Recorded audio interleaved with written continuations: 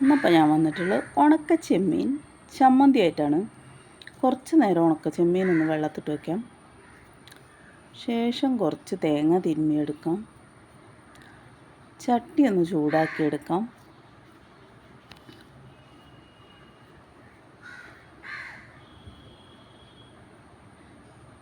ചൂടായ ചട്ടിയിലേക്ക് വെളിച്ചെണ്ണ ഒഴിച്ചു കൊടുക്കാം.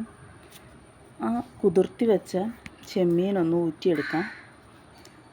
ശേഷം ആ വെളിച്ചെണ്ണയിലിട്ടൊന്ന് റോസ്റ്റ് ചെയ്യാം. കുറച്ച് തേങ്ങ കൂടി ഇട്ട് കൊടുക്കാം. കറിവേപ്പില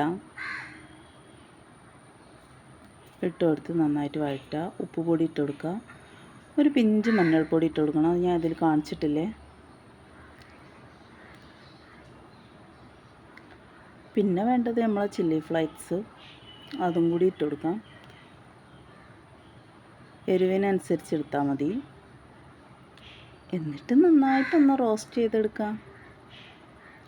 അതിന് ശേഷം ഒന്ന് തണുക്കാൻ വെക്കാം കേട്ടോ. നമുക്ക്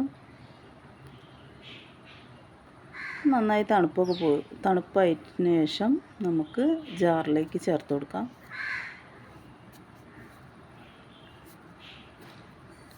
എന്നിട്ടെന്താ ഒന്ന് അടച്ചിട്ട് നമുക്കിതൊന്ന് അടിച്ചെടുക്കാം.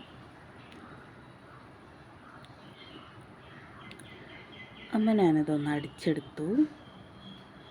കണ്ടില്ലേ, അടിച്ചെടുത്തപ്പോൾ ഈ പരുവത്തിലാണ് കിട്ടിയത്. ഞാനൊന്ന് ടേസ്റ്റ് നോക്കട്ടെ.